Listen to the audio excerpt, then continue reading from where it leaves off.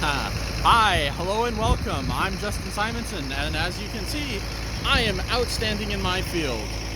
I'm sure you can probably hear, but we've got a tractor, quad track type, 485 model. I don't remember what year. Behind it, we have this whole mess. Oh my gosh. We've got ourselves a homemade, some people call that a backpacker for some reason. I don't know what that is, but we call that a tank cart around here. In-between cart? That's a tank cart. That's what we call it. And then we have this horrible abomination of metal and man-made science. We call that a culti-weeder. It is one part cultivator and one part weeder.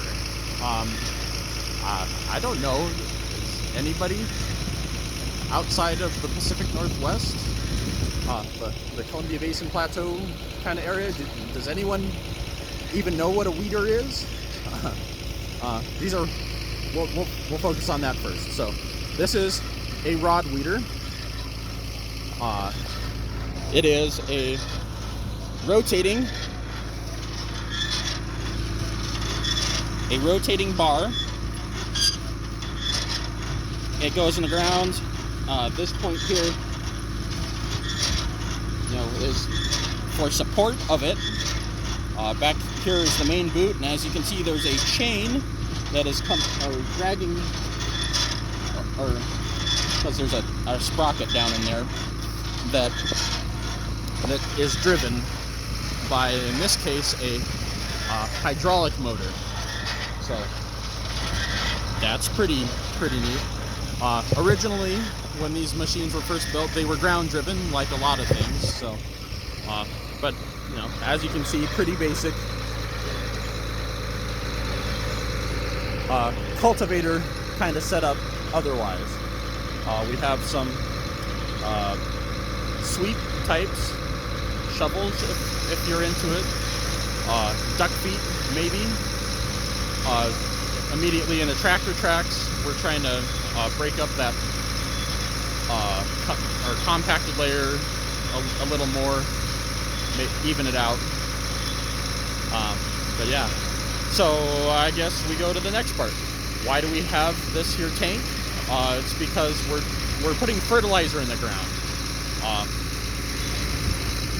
Why do we put fertilizer in the ground? We put fertilizer in the ground because this ground out here, without fertilizer, because it's been farmed for so many years, it will not produce anything nearly enough to be profitable.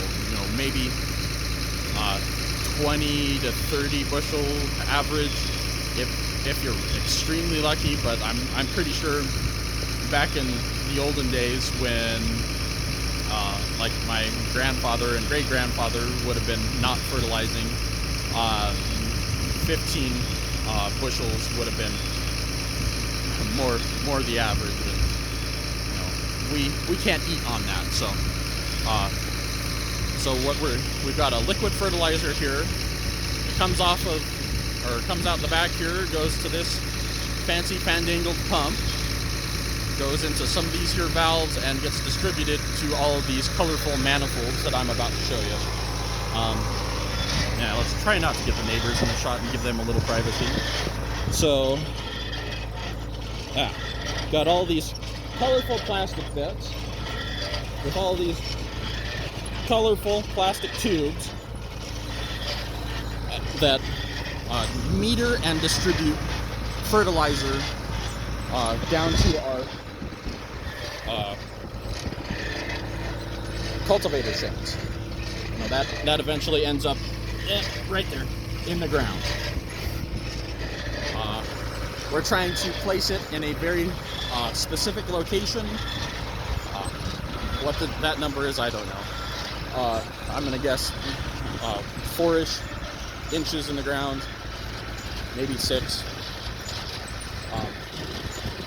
While I'm thinking about it, these weeder bars have a second function maybe I'll tell you about that in a little bit. But yeah, so as you can see, this is a really bizarre piece of equipment. You know, Frankensteinian monster packed together. I mean, it's even got harrow coming off the back. You know, we're using those for clod control. Maybe break up a little bit of residue. That sort of thing. Let's turn that way. But anyway, these weeder bars. The other reason why we like them is because it creates this sealed kind of stratified layer. I mean, as they turn, they kind of pack the ground underneath them, and they create, you know, what we basically refer to as a vapor barrier, or a wet moisture line, something like that, and that prevents or helps to prevent loss of moisture through evaporative or transpiration, whatever the active verb type of that is. Adverbial form? So, yeah, I mean, no, if you've watched any of my other videos, you know, conservation of moisture is our big thing here. So, yeah, it's just about all we can do. I mean, there's all sorts of smart computer brain BS going on there with that pump setup. Yeah, this is fine. You just get to look at my face for a little while. Back there you can see our fertilizer truck and the nurse tank that gets set by our fertilizer distributor. They drop off semi-truckloads, in that white tank. We transfer it onto our truck, which we then transfer into this tank. So this setup, Midwest company by the name of Surefire Ag, probably. It's on the label there, Surefire Ag. They put this, or sell this setup. Their liquid shift, I believe they call it. Anyway, so we have a diaphragm pump, a electronic flow meter. This one is electroflux kind of resistant. And then there's a hydraulic motor and valve back here. So hydraulically driven pump there's some crazy electronic controls to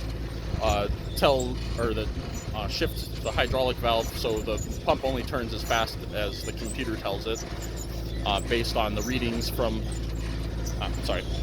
this flow meter.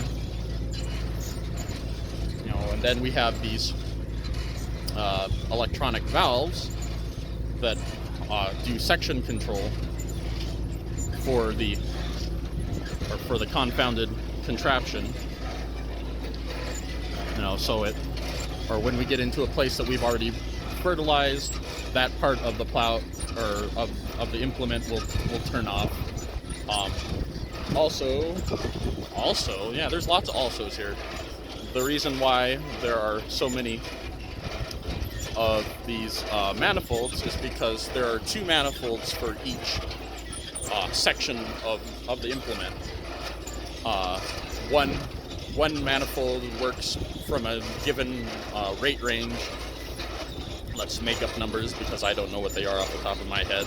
Say 20 to 30 gallons per minute, which sounds like a lot. And then the other manifold will do everything 20 gallons per minute and below. And then you can combine, and because the pump is being controlled speed-wise, you can modulate the amount of fertilizer used or that's applied, and then you can use both the valves together. Yeah, twisting fingers there. And you can get a really super high rate of that 20 plus 30 to get like 50 GPM. But yeah, that's that's this monster and this monstrosity. Yeah, I think I'm gonna call that there. That's 10 minutes. That's a good amount of time. But so culti-weeder, tank cart, quad track, they need to get back to work.